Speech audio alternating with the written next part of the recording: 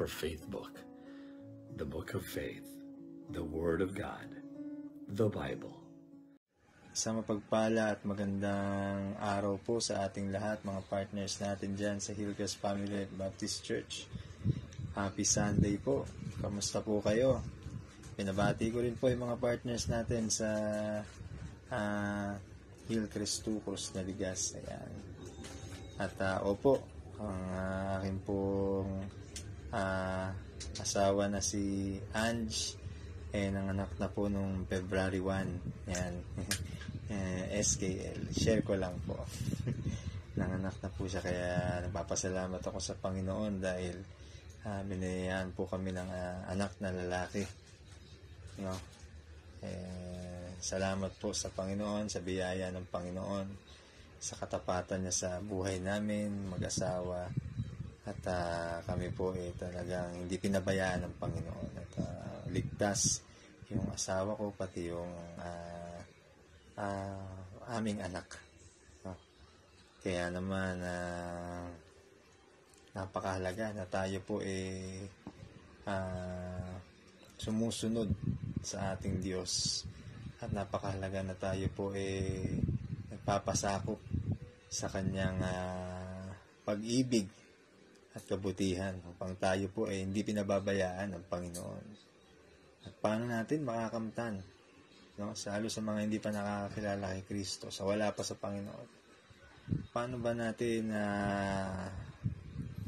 makikita sa ating buhay na tayo po ligtas, no? Na tayo po karapat-dapat sa harapan ng Diyos. Paano tayo magiging karapat-dapat sa Kanya? Sabi po sa mga Epeso, o sa mga taga-Epeso na ating pong pag-aaralan ngayong gabi, o sa maikling oras po, sa chapter 2 ng Epeso, chapter 8 verse 10, chapter 2 verse 8 to 10, sinasabi po dito, dahil sa biyaya ng Diyos, naligtas kayo ng sumampalataya kayo kay Kristo. Kaloob ito ng Diyos at hindi galing sa inyo. Hindi ito nakasalalay sa mabuti ninyong gawa para walang maipagmalaki ang sino man. Nilikha tayo ng Diyos sa pag-isa natin kay Kristo. Binigyan niya tayo ng bagong buhay para gumawa tayo ng kabutihan na noon pa'y itinalaga na ng Diyos na gawin natin. So yun po, malinaw, no? Sabi dito, yun pala dapat natin, yun pala ang dapat, paano tayo maniligtas, no? Tayo po ay sumampalataya kay Kristo, no? Hindi pala yun dahil sa ating kabutihan, at yun nga, binigyan na tayo ng bagong buhay, no? Dahil sa pamamagitan noon, sa sampalataya kay Kristo, binigyan tayo ng panibagong buhay, para nang sa ganon, magawa natin ng pagiging mabuti, para tayo makagawa ng kabutihan. Sa Bible po, ang kagandahang loob ng Diyos tumutukoy sa pabor ng Diyos sa atin, sa tao, no? Dahil ito po sa biyaya ng Panginoon sa atin, na kung saan siya na mismo ang umabot sa atin para pagpalain tayo at iligtas mula sa ating mga kasalanan. No? Kaya nga kahit hindi tayo karapat-dapat, pinagpapakitaan tayo ng Diyos, no? Ng biyaya, no? At ito po ang punto nitong ating binasa, no? Nililino ng mga talata pong ito na naligtas tayo dahil sa kagandahan loob ng Diyos sa pamamagitan ng ating pananampalataya. Yung po malinaw, pamamagitan ng ating pananampalataya.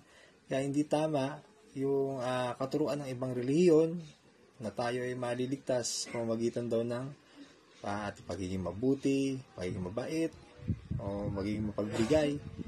At mali po yun.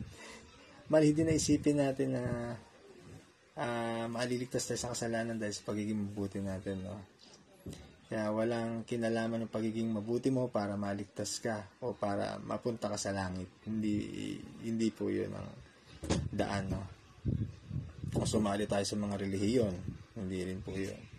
Kaya hindi ka tanggap-tanggap sa Diyos kahit na gaano pa tayo kasigasig sa paggawa ng mga bagay niya. Kaya kung batay lamang to sa ating paggawa ng mabuti, hindi sapat yun para tayo po maligtas. Kung batay ito sa pagtupad sa mga ritual o yung pagsunod sa mga kautusan, paano kung pumalya tayo? Paano kung may hindi tayo nasunod? Paano pagka sumablay tayo, di ba? Sa totoo lang, hindi naman talaga natin kayang gawin. Hindi natin kayang sundin lahat ng kautusan.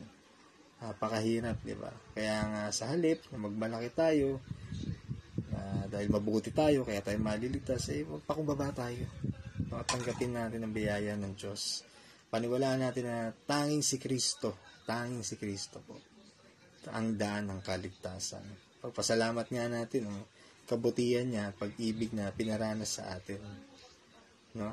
Magsaya tayo dahil pinagbayaran ni Kristo ang ating mga kasalanan. Kaya nga, manampalataya tayo sa Panginoong Hesus upang tayo po ay maligtas. Yun lamang po. Maraming salamat po sa pakikinig. Muli, ito po ang ating FBK at ang ating po Facebook. Maraming salamat po. See you next time. God bless po.